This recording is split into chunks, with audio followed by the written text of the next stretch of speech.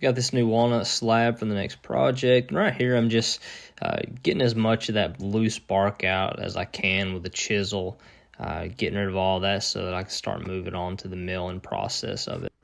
I don't have a jointer, so I'm using this planer sled to flatten out both sides of my boards right here. I've got the DeWalt 735. Love this thing. It does a really clean cut. And here I'm just cutting those edges, making sure that I get a good edge on each side of the boards. The cleanup crew decided to come in once I was finished up and try to help me clean up, but I think they somewhat got a little distracted and decided just to do their own thing.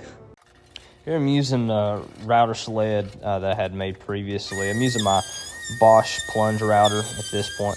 Unfortunately, I only have a 3/4 inch bit, so it definitely took a while to flatten both sides of this slab with that bit.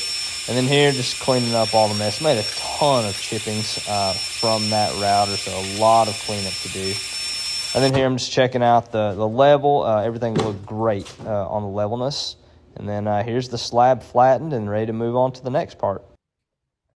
So right here, I'm using my Bosch router with a 3/4 inch bit. I'm using it just to cut out some grooves for the shelves that I'm going to be putting in.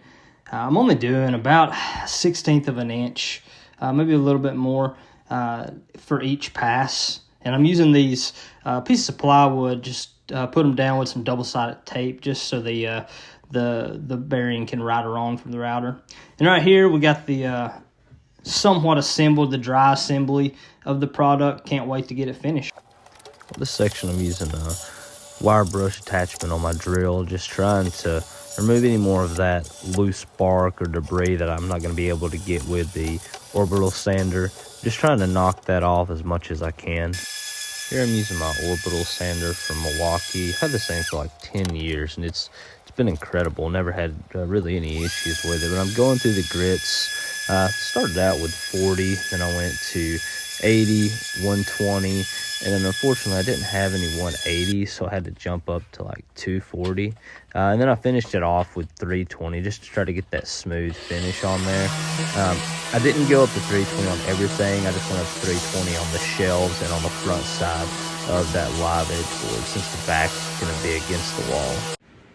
It's too cold outside in the shop to apply the finish, so I've definitely got the best wife ever who let me bring all these boards inside so that I can apply the finish inside the house.